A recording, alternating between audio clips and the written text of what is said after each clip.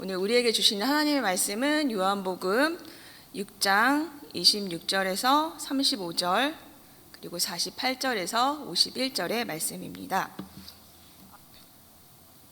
6장 26절부터 제가 먼저 읽도록 하겠습니다. 예수께서 대답하여 이르시되 내가 진실로 진실로 너희에게 이르노니 너희가 나를 찾는 것은 표적을 본 까닭이 아니요 떡을 먹고 배부른 까닭이로다. 영생하도록 있는 양식을 위하여 하라. 이 양식은 인자가 너희에게 주리니 인자는 아버지 하나님께서 인치신 자니라. 그들이 묻되 우리가 어떻게 하여야 하나님의 일을 하오리이까? 예수께서 대답하여 이르시되 하나님께서 보내신 이를 믿는 것이 하나님의 일이니라 하시니. 그들이 묻되 그러면 우리가 보고 당신을 믿도록 행하시는 표적이 무엇이니이까? 하시는 일이 무엇이니이까? 기록된 바 하늘에서 그들에게 떡을 주어 먹게 하였다 함과 같이 우리 조상들은 광야에서 만나를 먹었나이다. 예수께서 이르시되 내가 진실로 진실로 너희에게 이르노니 모세가 너희에게 하늘로부터 떡을 준 것이 아니라 내 아버지께서 너희에게 하늘로부터 참 떡을 주시나니. 하나님의 떡은 하늘에서 내려 세상에 생명을 주는 것이니라. 그들이 이르되 주여 이 떡을 항상 우리에게 주소서. 예수께서 이르시되 나는 생명의 떡이니 내게 오는 자는 결코 줄이지 아니할 터이요 나를 믿는 자는 영원히 목마르지 아니하리라. 내가 곧 생명의 떡이니라. 너희 조상들은 광야에서 만나를 먹었어도 죽었거니와 이는 하늘에서 내려오는 떡이니 사람으로 하여금 먹고 죽지 아니하게 하는 것이니라.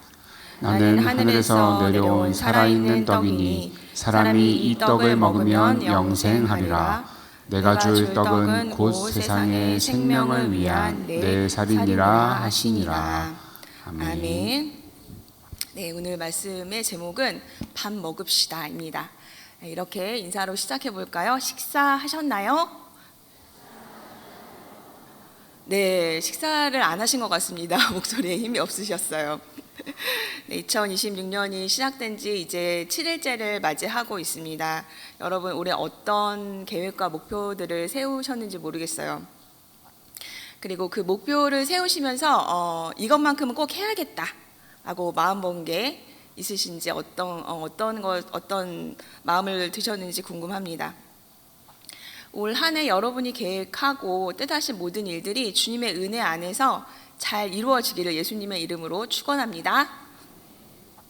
우리가 목표를 세우면은 한국인들의 그 특성이 있는 것 같아요. 굉장히 열심히 달려가요. 그죠? 1월이 특히 그렇습니다. 의지가 이렇게 차오르는 달이에요. 아직 저는 목표 못 세웠는데요. 네. 저희 음력 1월 1일이 있죠. 아직 늦지 않았습니다. 지금부터 세우시면 돼요. 우리 한국인들은 이렇게 목표를 세우면 꼭 이루고야 말겠다. 그리고 꼭 이루어내는 그런 사람들이 바로 저는 한국인들인 것 같습니다. 이것이 한국인들의 문화이고 근성인 것 같아요. 세계 곳곳에 여기에는 한국인이 없겠지라고 생각하는 곳에도 한국인이 꼭 있더라고요. 그런데 그렇게 우리가 이제 목표를 향해서 달려가다 보면은 하나님께서 우리의 얼굴을 이렇게 딱 잡으시고 눈을 마주치면서 질문하실 때가 올 거라고 생각을 해서 이제 이 말씀을 드리는데요. 하나님께서 이렇게 질문을 하실 때가 있는 것 같습니다. 너는 왜 이것을 하고 있니? 분명 나는 하나님의 일이라고 생각을 하고 열심을 다해서 가고 있는데 하나님께서 우리를 붙잡아 두셔서 딱 멈추셔서 이렇게 질문을 하실 때가 있는 것 같아요. 왜냐하면 우리가 계획하고 목표를 향해 달려갈 때 우리가 쉽게 놓치는 것이 있습니다. 우리가 원하는 것을 이룰 때 우리 자아는 행복하고 또 성취감을 느껴요. 그런데 우리 그리스도인들이 그렇게 삶의 목표를 향해서 점진적으로 나아가면서도 우리 삶의 근거를 떠나서는 안 됩니다. 우리 삶의 근거가 누구시죠? 예수님이십니다. 네. 우리 삶의 근거가 되시고 그 원천이 되시는 예수님, 그분 자체를 우리가 놓치고 있지는 않은지 그것을 항상 돌아봐야 합니다.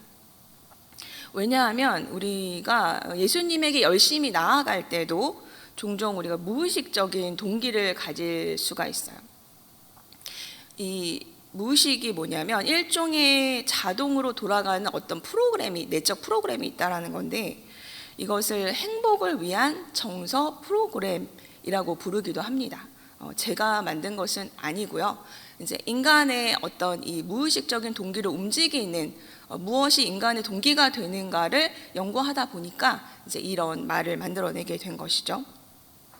한마디로 말하면 내 안의 정서, 그 감정을 행복하게 만들기 위해서 내 안의 욕구들이 나를 이제 움직여 가는 거예요. 근데 이게 무의식적이기 때문에 내가 그거를 인지하지 못하는 거죠. 내 안에 어떤 무의식들이 있냐면, 이것만 있으면 행복해질 거야. 이게 이루어지면 내가 괜찮은 사람이 될 거야. 이것만 있으면 내가 불안하지 않고 좀 안정감을 느낄 수 있을 것 같은데. 이러한 무의식적인 동기가 이제 삶의 방향성이 되고, 또 그것이 목표가 되어서 우리를 이끌고 움직이게 한다는 것이죠. 그리고 그것이 잘 작동이 되면 굉장히 우리가 만족감을 느끼고 행복감을 느끼게 돼 있습니다. 근데 이 프로그램 자체가 그러면 나쁜 거냐? 그것은 아니에요. 이러한 무의식적인 동기, 우리의 욕구는 어떻게 보면 인간으로서 굉장히 기본적인 것들이거든요. 거기에는 이제 생존과 안전을 추구하는 욕구가 있고요. 또 사랑과 존중을 추구하는 욕구가 있습니다. 그리고 더 나아가서는 권력과 통제를 더 가지려고 하는 그런 욕구가 있습니다. 그런데 이것이 나쁜 것은 아니지만 문제가 있어요. 그게 뭐냐면 어떤 사건으로 인해서 이러한 욕구들이 이제 좌절될 때 우리 안에 여러 가지 이제 쓰디쓴 정서들이 나타나게 된다는 것입니다. 그 정서들, 우리 뭐냐면 분노, 슬픔, 두려움, 자만, 탐욕, 부러움, 허영, 때로는 무감정, 무감각한 것까지도 포함을 합니다. 우리가 하나님과의 관계에서도 이렇게 이러한 행복을 위한 정서 프로그램이 돌아갈 때가 많습니다. 기도하고 말씀 읽고 열심히 섬기고 신앙생활 하는데 이 욕구들이 종교의 투영이 되었을 뿐 그 중심에 여전히 내가 있는 거예요. 하나님이 이것만 해결해 주시면 살 것 같은데, 이런 마음으로 우리가 하나님을 찾습니다. 그런데 만일 우리가 계속 이런 상태로만 하나님을 찾는다면 우리의 신앙이 하나님을 바라보지 못하고 우리의 욕구를 채우기 위한 도구가 될 위험이 있다라는 거예요. 그리고 우리의 이런 행복을 위한 정서 프로그램이 점점 강화될 수 있습니다. 직설적으로 말하면 내 편에서 하나님을 이용하는 거예요. 우리의 욕구는 하나님께 나아가는 방편이지 그것이 목표는 아니에요. 오늘 우리가 읽은 이 요한복음 6장에서 예수님께서 사람들의 이 프로그램을 채워주시지 않고 잠시 멈추고 이렇게 묻고 계신 것 같습니다. 너희는 무엇을 먹고 사는 존재인가? 오늘 본문에 나오는 사람들이 그렇죠. 아주 열심히 예수님을 찾았어요. 그런데 그 열심이 그들의 욕구를 충족하기 위한 것이었습니다. 보리떡 5개와 물고기 2마리로 5,000명이 넘는 사람들을 먹이신 예수님의 그 기적을 경험했어요. 그 기적을 통해서 배가 따뜻해지고 배가 부르는 그런 경험을 했습니다. 그 경험을 한 사람들이 6장 15절에 보면 예수님을 임금으로 삼으려고 했다라고 이야기를 합니다. 이것을 알아차린 예수님은 그들을 피해서 혼자 산으로 떠나셨고 제자들은 예수님 없이 배를 타고 가버나움으로 가게 됩니다. 그리고 그 밤에 예수님께서는 바다 위를 걸어서 예수님과 제자들과 함께 가버나움으로 가시죠. 그리고 이제 때는 그 다음 날이 되었고 무리들이 예수님을 찾아서 가버나움으로 온 상황이에요. 그리고 예수님께 묻습니다. 라비어 언제 여기 오셨나이까? 그때 예수님께서 이렇게 말씀하세요. 바로. 우리 예수님 이렇게 바로 말씀하시는 거 좋아하시는 것 같아요. 6장 26절인데요. 저희 함께 읽어보도록 하겠습니다. 내가 진실로 진실로 너희에게 이르노니 너희가 나를 찾는 것은 표적을 본 까닭이 아니요 떡을 먹고 배부른 까닭이로다. 이 무리들은 표적이 가리키는 바를 보지 못했고 예수님께서 자신이 누구인지를 나타내기 위한 그 하나의 방편이었던 그 떡을 먹고 행복했던 그 기억을 가지고 예수님을 찾게 되는 것입니다. 예수님을 찾은 이유가 분명하죠. 떡을 먹고 배불렀기 때문이다. 그들은 그들의 욕구는 생존의 욕구에 머물러 있었어요. 일상의 배고픔에서 자유를 얻고 싶다. 그것만 있으면 이제 우리 행복할 텐데. 그래서 그들에게는 떡이 필요했어요. 그런데 우리가 여기서 이제 오해하지 말아야 할 것은 예수님께서 우리가 먹는 육의 양식을 간과하시느냐, 그렇지 않으시죠. 우리에게 항상 일용할 양식으로 채워주시는 분입니다. 그러니 그 많은 사람들을 불쌍히 여기시고 떡을 먹이신 거예요. 하지만 이 무리들은 오병이어의 기적을 알고 있고 또 예수님을 보았음에도 불구하고 그것을 통해서 이제는 또 다른 기적을 요구하기 위해 예수님께 나와온 것입니다. 이 기적의 바탕을 둔 믿음이라는 것은 항상 더 많은 기적, 또 새로운 기적을 요구하게 되죠. 그런데 하나님께서는 계속적으로 우리에게 기적을 통해서 우리를 설득하시기보다는 예수님께로 나아오도록, 예수님을 믿으라고, 예수님 앞에 믿음으로 서라고 우리를 부르시고 또 그것을 요청하시는 분입니다. 그러니까 애초에 예수님께서 베풀어 주신 그 기적은 그 사람들이 예수님께 나아가는 방편이었을 뿐 목표는 아니었다라는 거예요. 예수님께서 이어서 말씀하시죠. 27절에 썩을 양식을 위하여 일하지 말고 영생하도록 있는 양식을 위하여 하라. 예수님께서 육체의 필요를 무시하는 것이 아니라 다만 그것이 전부가 아니다라고 말씀하시는 거죠. 하지만 여전히 무리들은 이해를 하지 못해요. 그래서 또 예수님께 질문합니다. 우리가 어떻게 하여야 하나님의 일을 하오리이까? 예수님의 대답은 단순합니다. 6장 29절을 함께 읽어볼까요? 하나님께서 보내신 일을 믿는 것이 하나님의 일이라. 네. 하나님의 일은 무엇을 더 하는 것이 아니라 하나님께서 보내신 예수님을 믿는 것. 그러니까 믿음이 하나님의 일이다라고 말씀하고 계십니다. 그러자 무리들이 이제 예수님의 이러한 답변이 잘 됐다.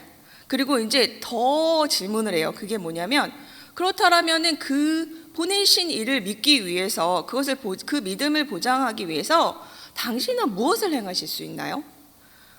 당신이 하나님으로부터 온 것을 증명하기 위해서 어떤 표적을 또 가지고 계신가요?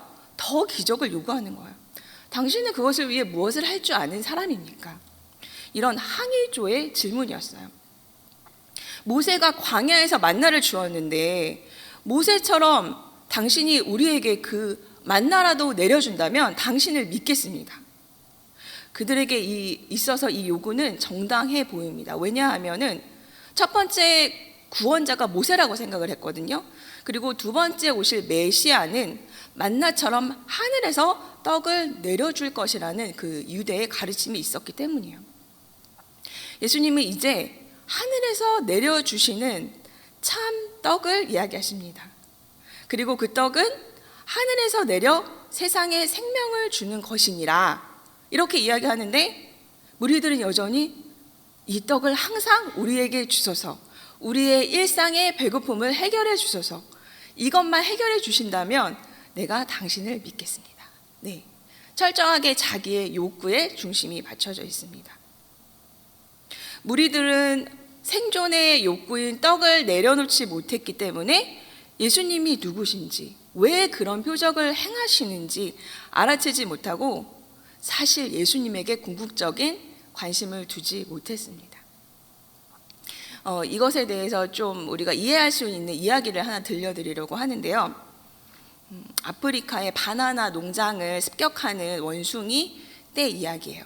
이 원숭이들을 잡기 위해서 이 농부들이 어떤 방법을 쓰냐면 코코넛을 반으로 쪼개고 그 안에 이제 살을 긁어낸 다음에 그 안에 원숭이가 좋아할 만한 그 사탕 과자 같은 거를 넣어 놓는 거예요. 그리고 그것을 이제 다시 붙인 다음에 우체통의 그 조그만 구멍 같은 구멍을 내고 원숭이 손이 딱 들어갈 수 있게만 그 틈을 내는 거죠. 그래서 원숭이 한 마리가 나타나서 이게 웬 떡이야 코코코코 하면서 그 손을 이제 그 틈에 딱 집어 넣는 순간 그 안에 그 과자가 있잖아요. 그 과자를 딱 잡고 이제 그거를 빼는 일이 남았는데 어떻습니까? 그 주먹을 열지 않고는 절대로 그 구멍에서 손을 뺄 수가 없어요. 그런데 원숭이는 이 과자를 포기할 수 있습니까? 예, 없죠. 그때 이렇게 원숭이가 그 과자를 쥔 채 그 손을 빼려고 실랑이를 할 때 이제 딱 사냥꾼이 나타나서 원숭이를 잡는다고 합니다. 그때 원숭이가 사냥꾼을 보지 못하는 게 아닐 거거든요. 이거를 이제 실랑이를 하면서 원숭이를 잡으려고 오는 그 사냥꾼을 보면서도 그 과자를 포기하지 못한다고 해요. 이게 아니면 안 돼. 이것만큼은 해결해야 돼. 라는 목표를 우리가 가지고 있을 때 우리가 예수님 앞에 서지 못할 때가 있습니다. 예수님을 바라보지 못할 때가 있어요.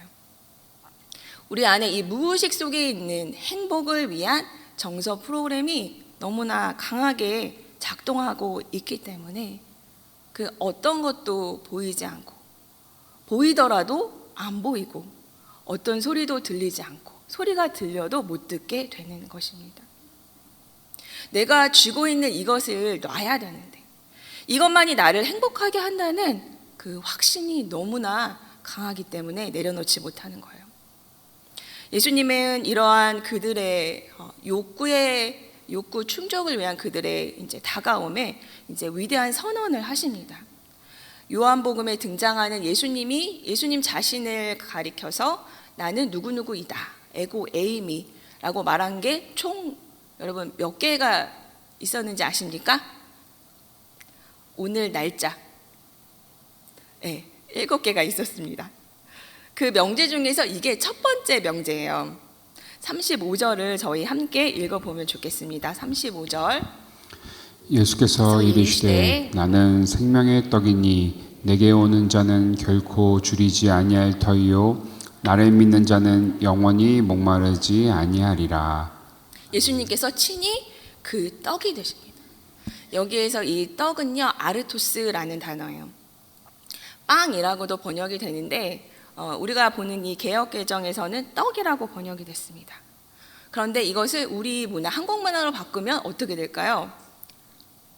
밥이 됩니다. 네. 생명의 밥. 그리고 그 밥을 먹는 방법도 예수님께서 알려주십니다. 지금 우리가 읽은 35절에서요. 내게 오면, 나를 믿으면. 그러니까 예수님을 나의 무엇을 하기 위해서 혹은 무엇을 얻기 위해서 내 행복 정서 프로그램을 만족하기 위한 그런 방편이 아닌 예수님 자체를 믿고 예수님 그분께 나아오면 그 생명의 밥을 먹을 수 있다라는 거예요. 즉 무엇입니까? 믿음을 가지면 밥을 먹을 수 있고 그 밥은 우리를 더 이상 배고프게 하지 않고 우리를 더 이상 목마르게 하지 않는다라고 말씀하고 계신 거예요. 그런데 예수님께서 다시 한번 오늘 우리가 읽은 그 생명의 떡이라는 말씀을 다시 한번 반복을 하십니다. 그런데 이것은 48절에서 반복을 하시는데 단순한 반복이 아니라 예수님의 말씀이 한 단계 더 깊이 나아갑니다. 그 회중, 예수님의 말씀을 듣고 있는 청중을 더 깊은 말씀으로 인도하는 것인데요.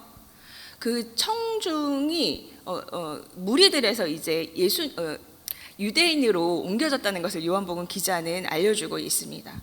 그래서 41절에 보시면 유대인들이 예수께 대하여 수군거리니 라고 기록을 하고 있어요.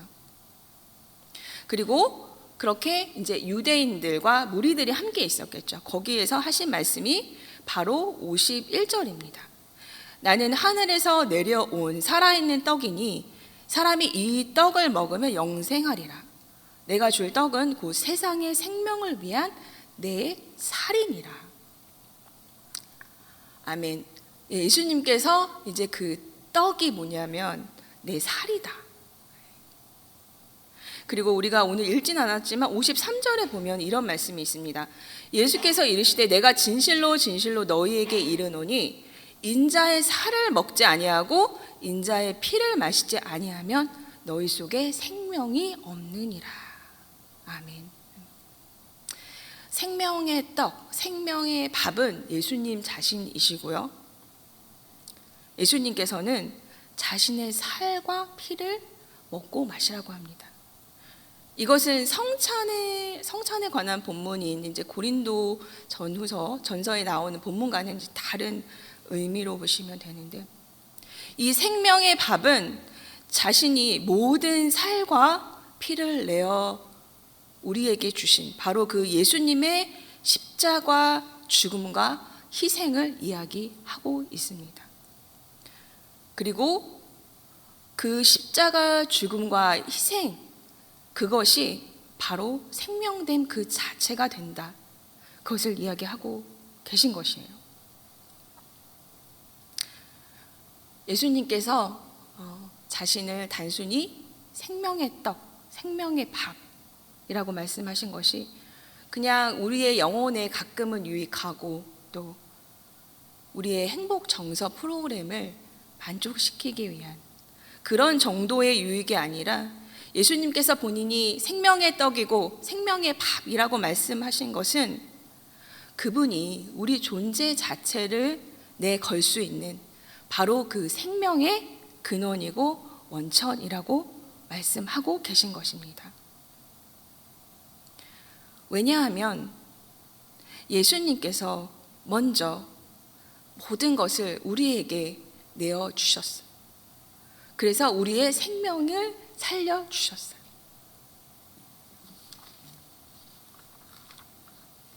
요한복음에서 나타나고 있는 여러 가지 표적이 향하는 그것은 한 가지입니다. 그것은 바로 예수님은 하나님의 아들 그리스도이시다. 그분이 태초부터 하나님과 함께 계신 분이었고 그분이 인간의 몸을 입고 우리 가운데 말씀으로 오셨다라는 거예요. 그렇게 우리에게 이제 이 땅에 유한한 것들, 단순히 내 행복 정서 프로그램을 만족시키는 것들 외에 이제 하나님께서는 영원히 줄이지도 않고 또 목마르지도 않는 그 생명의 근원이 있다라는 것을 알기 위해 이 땅 가운데 오셨다라는 것을 요한복음에서 이야기를 해주고 있습니다. 그러니 생명의 밥을 먹어라, 내 살과 피를 먹고 마셔라, 영생을 누려라. 즉 믿음입니다. 그리고 그 믿음의 초대에 예외가 되는 사람은 한 사람도 없다라는 것. 6장 64절에 이렇게 말씀하고 있습니다. 제가 읽어드리겠습니다. 또 이르시되 그러므로 전에 너희에게 말하기를 내 아버지께서 오게 하여 주지 아니하시면 누구든지 내게 올 수 없다 하였노라. 이것이 바로 하나님께서 하시는 일입니다. 무리들도 유대인들도 내 욕구를 채우는 자도 내 행복 정서 프로그램을 만족시키는 자도 예수님은 잃어버리고 싶지 않으세요. 사랑하는 성도님들, 이제 저를 포함해서 믿지 않는 가족들을 위해 믿지 않는 가족들이 올해는 꼭 예수님께 돌아왔으면 좋겠다라고 기도하는 분들이 참 많으신 걸로 알고 있습니다. 부모님과 아내와 남편 그리고 자녀 그리고 친구들, 아마 여러분이 올해 가장 이루고 싶은 그 목표 중에 하나는 그 잃어버린 영혼들이 예수님께로 돌아오는 그것일 것이라고 생각합니다. 그런데 여러분, 여러분의 그 간절함보다 더 간절하게 그것을 원하시는 분이 우리 예수님이신 줄 믿습니다. 그리고 우리가 반드시 알아야 할 것, 그것이 우리의 힘으로 되는 것이 아니라 오직 아버지께서 인도해 주셔야만, 은혜로만 가능하다라는 것, 우리가 그것을 반드시 기억해야 될 줄로 믿습니다. 그러니 오늘 하나님께서 우리에게 주시는 말씀은요, 그들을 인도하려면 먼저 생명의 밥을 배불리 먹어라 입니다. 설교 시작하면서 여러분 2026년에 어떤 계획이 있으세요? 라고 제가 여쭤봤죠. 우리가 무언가를 열심히 행하기 전에 늘 이 자리로 돌아와서 생명의 밥을 먹고 생명으로 먼저 충만하게 되기를 간절히 소망합니다. 내가 먼저 충분히 배가 부르고 생명으로 충만했을 때, 우리가 그 다른 어떤 것을 했을 때, 그 일하는 그 상황 가운데 하나님께서 직접 그 일들을 행하여 가실 줄 믿습니다. 그리고 우리는 그 밥심으로 우리가 계획한 일들, 또 하나님께서 우리를 통해서 하신 일들을 은혜 가운데 직접 이루실 줄로 믿습니다. 여러분, 생명의 밥을 먹는 방법 알려드렸죠? 예수님께로 나아가십시오. 그리고 그분을 믿으십시오. 네. 말씀을 마치면서 이렇게 서로 우리 인사를 하면 좋겠어요. 식사하셨나요? 네. 답변하시기 바랍니다. 네, 오늘도 예수님 밥 먹었습니다. 아멘. 네.